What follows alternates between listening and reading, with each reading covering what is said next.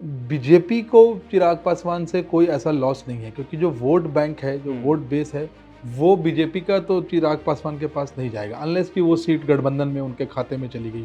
I think चिराग उन लीडरों में से एक हैं जो जब चाहे वो लालू निवास पे जा सकते हैं, जब चाहे वो तेजस्वी के पास जा सकते हैं, उनके साथ बैठ सकते हैं। चिराग ने भी कहीं ना कहीं अपने पिता का वो गुण लिया है और बड़ी अच्छी बात है। मर्यादित भाषा में बात करते हैं और किसी तरीके का अगर आप उनके सारे भाषणों को उठा के देख लें, वो लालू यादव को उस तरीके की भाषा की चारा चोर और चारा घोटाले में या आरोपी या जेल गए, या वो उस तरीके की भाषा यूज नहीं करते। बिहार चुनाव जैसे ही नजदीक आ रहा है तो एनडीए के सामने मुश्किलें भी बढ़ रही हैं, क्योंकि एनडीए में इस वक्त जो चल रहा है वो है सीट शेयरिंग का मामला।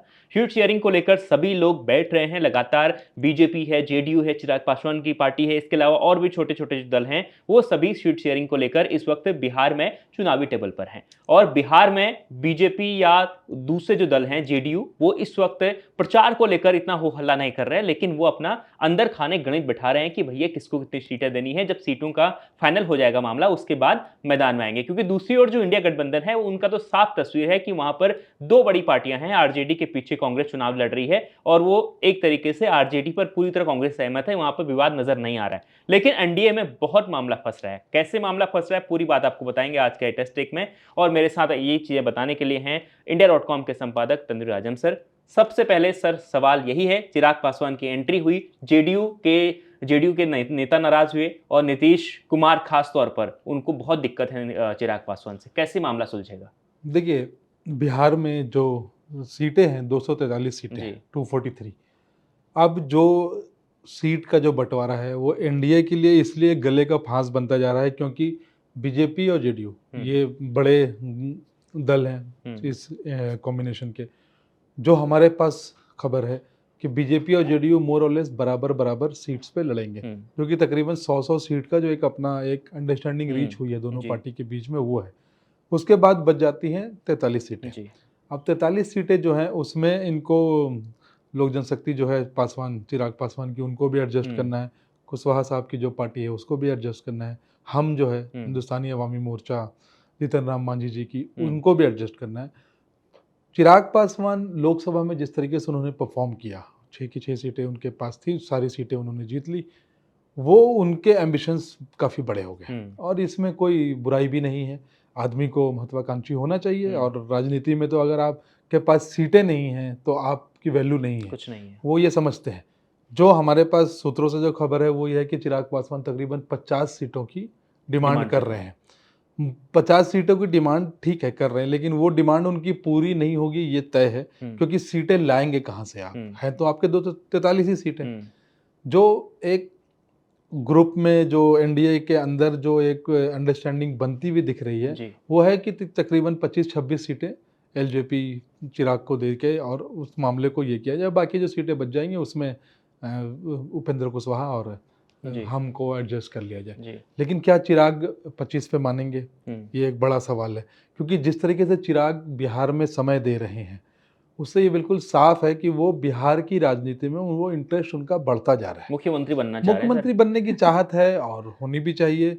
यंग हैं, उनको लगता है कि भाई देखिए, जब तक आप अलग अलग सीटों पे चुनाव नहीं लड़ेंगे आपका जनाधार ही नहीं बढ़ेगा, और जब तक जनाधार नहीं बढ़ेगा तब तक आप धीरे धीरे उस कुर्सी जो कोवेटेड सीट जिसको मुख्यमंत्री की कुर्सी, वहां तक नहीं पहुंच पाएंगे। लेकिन खबर ये है कि बीजेपी को दिक्कत नहीं, लेकिन नीतीश और जेडीयू को दिक्कत है। देखिए, नीतीश और जेडीयू को दिक्कत होना बिल्कुल लाजमी है, क्योंकि जो पिछला चुनाव हुआ था 2020 का, जिसमें कि चिराग एनडीए से अलग होकर लड़े थे और उन्होंने जितनी सीटों पे नीतीश को और जेडीयू को जो चोट पहुंचाई थी, जो वोट काटे थे, वो सारे नीतीश के ही सीटें थी। उसकी वजह से जेडीयू को नुकसान हुआ था, वो जेडीयू नहीं भूलेगी। दूसरी बात ये भी है कि बीजेपी को चिराग पासवान से कोई ऐसा लॉस नहीं है, क्योंकि जो वोट बैंक है, जो वोट बेस है, वो बीजेपी का तो चिराग पासवान के पास नहीं जाएगा, अनलेस कि वो सीट गठबंधन में उनके खाते में चली गई। तो नीतीश ये जानते हैं। मुझे लगता है कि चिराग पासवान कहीं ना कहीं इस तरीके की राजनीति सोच रहे हैं कि नीतीश अपने राजनीतिक जो करियर है उनका, उसके वो मोर और लेस सांझ की तरफ है, आखिरी पड़ाव की तरफ है। बहुत ज़्यादा अब उनका लंबा पॉलिटिकल करियर बचा है, ये तो हम सभी जानते हैं। उम्र भी हो गई है, और तो वो उनको लगता है कि वो जो जेडीयू वाली जो जगह खाली होगी वो जगह मैं भर सकता हूँ। और जो बिहार में एक समीकरण बनता है कि भाई बिना नीतीश के सरकार नहीं बनेगी, तो ऐसा एक समीकरण बन जाए कि बिना चिराग के चिराग के। पार्टी की सरकार नहीं बनेगी, तो शायद आज नहीं तो कल 10 साल बाद वो उस कुर्सी पे बैठ सके। चिराग ने एक जो अच्छा काम, जो चिराग बहुत स्मार्ट हैं और युवा हैं काफ़ी, और बहुत छोटी उम्र से राजनीति में हैं, उनके फादर साहब बड़े रिपुटेड हमारे यहाँ के जी। लीडर थे, रामविलास जी। चिराग ने एक चीज़ ज़रूर सीखी है कि वो बीजेपी के साथ तो हैं, लेकिन वो आरजेडी से भी उनका नाता बहुत खट्टा नहीं है, खटास नहीं है उस रिलेशन में। आई थिंक चिराग उन लीडरों में से एक हैं जो जब चाहें वो लालू निवास पे जा सकते हैं, जब चाहें वो तेजस्वी के पास जा जी। सकते हैं, उनके साथ बैठ सकते हैं, खा सकते हैं और अपनी बातें रख सकते हैं। वो एक रिलेशन उन्होंने बना के अच्छे रखा है। दोस्त भी हैं वो अच्छे तेजस्वी यादव। दोस्त हैं दोनों, और वो दिखता है, वो हुँ। दिखता है, और आप उनके भाषण भी अगर सुन लें, तो वो बहुत ज़्यादा आक्रामक नहीं होते।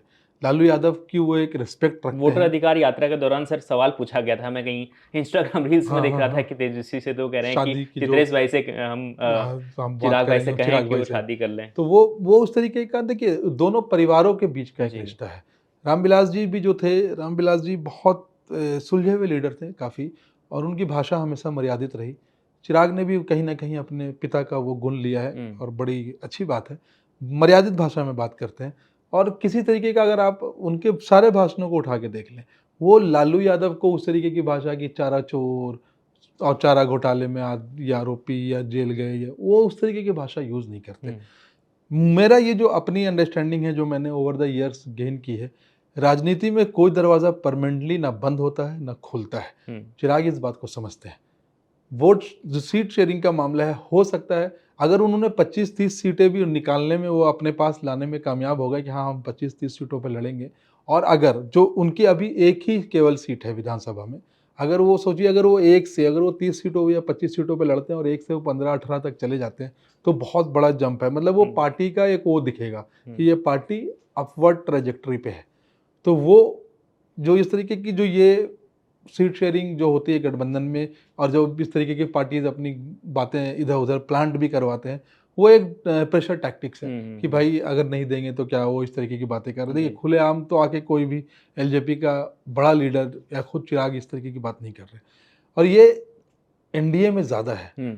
उधर दूसरे खेमे में महागठबंधन में थोड़ा कम इसलिए है क्योंकि वहाँ पे एक आरजेडी है हुँ। जिसको कि सब मान चुके हैं कि यही सबसे बड़ा घटक ये दल है हमारा। सुप्रीम है। वो अपने हिसाब से सीटों को बाँटेंगे। थोड़ा-सा जो उधर प्रॉब्लम आने की जो चांसेस दिख रही हैं, वो लेकिन वो सॉर्ट आउट हो जाएगा मुझे लगता है। वो कांग्रेस जिस तरीके से आक्रामक हो रही है, जी। और राहुल गांधी जिस तरीके से अलग-अलग जगह पे जा रहे हैं, अलग-अलग मुद्दों को उठा रहे हैं, तो हो सकता है कांग्रेस इस बार ज़्यादा सीट लाने की कोशिश करे अपने इसमें कि हम ज़्यादा सीटों पे लड़ेंगे। लेकिन लालू यादव हैं, वो किसी न किसी तरीके से सेट मैनेज कर कर लेंगे। लेंगे। इधर मैनेज करने में ज़रूर प्रॉब्लम होगी, क्योंकि नीतीश की पार्टी भी 100 से कम सीटों पे तो नहीं मानेगी। हुँ। वो सीधा यही कहेगी कि हम बीजेपी जितनी ही सीट लेंगे, उसके बाद ज़्यादा सीटें बचती नहीं हुँ। हैं।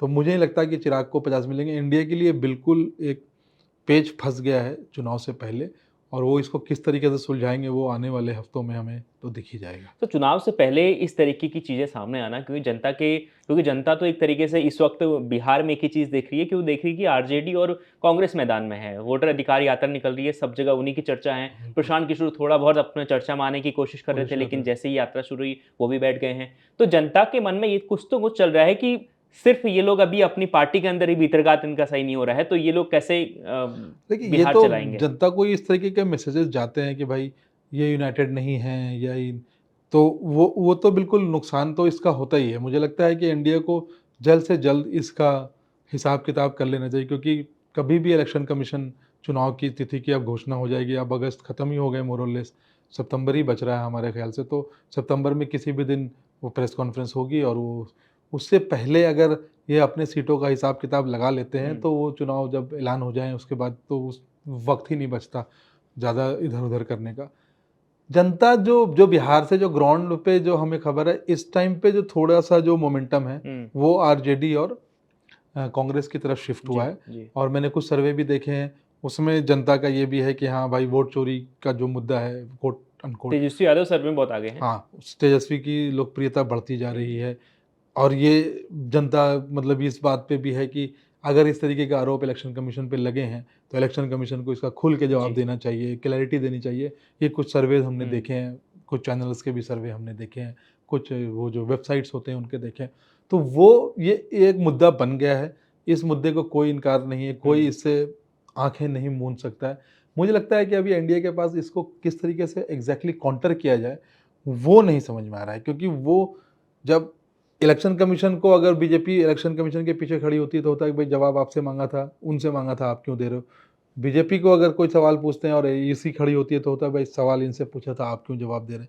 जनता इस बात को कहीं ना कहीं इसको जनता तक पहुंचाने में कामयाब हो रहे हैं ये लोग कि सब मिले हुए हैं। और अगर ये जनता के दिल में ये बात उतर गई तो फिर जो वो फेंस सिटर जो वोटर होते हैं, जो हम लोग हमेशा बात करते हैं कि जो आखिरी समय पे निर्णय लेते हैं कि हम किस पार्टी को वोट देंगे, वो वोटर शायद अगर खिसक गया और वो अच्छा खासा वोटर होता है तो ये फिर इंडिया के लिए एक मुसीबत हो सकती है। बिल्कुल, तो देखिए तमाम चीज़ें हैं। सबसे पहले था कि सीट शेयरिंग का मामला, कि सीट शेयरिंग में क्या सही कुछ चल रहा है एनडीए के अंदर, ये सबके मन में सवाल था। लेकिन बहुत सारे सवाल जनता के मन में भी हैं कि चुनाव से पहले ही एसआईआर की प्रक्रिया क्यों की गई, ये सवाल था। उसके बाद जो आरोप लगाए हैं राहुल गांधी ने, अगर राहुल गांधी ने आरोप लगाए हैं तो उस पर क्लियरिफिकेशन क्यों नहीं दिया गया। ये तमाम चीज़ें हैं जो जनता के मन में हैं। और उसी बीच जब एनडीए की खबर सामने आई कि एनडीए के बीच में भी ठीक ठाक नहीं चल रहा है इस वक्त, खास तौर पर चिराग पासवान की जब एंट्री हुई है इस विधानसभा चुनाव जो वो एनडीए के साथ मिलकर लड़ रहे हैं, तो उनके आने से जेडीयू को बहुत ज़्यादा दिक्कत हो गई है। अब ये दिक्कत कितना नुकसान पहुंचाती है एनडीए को, ये सबसे बड़ा सवाल है। आपकी इस पर क्या राय है, कमेंट कर ज़रूर बताएं। और तमाम अपडेट्स के लिए देखते रहें। बिहार के किस हिस्से हैं, हम रोज़ कहते हैं कि आप अगर बिहार के हैं,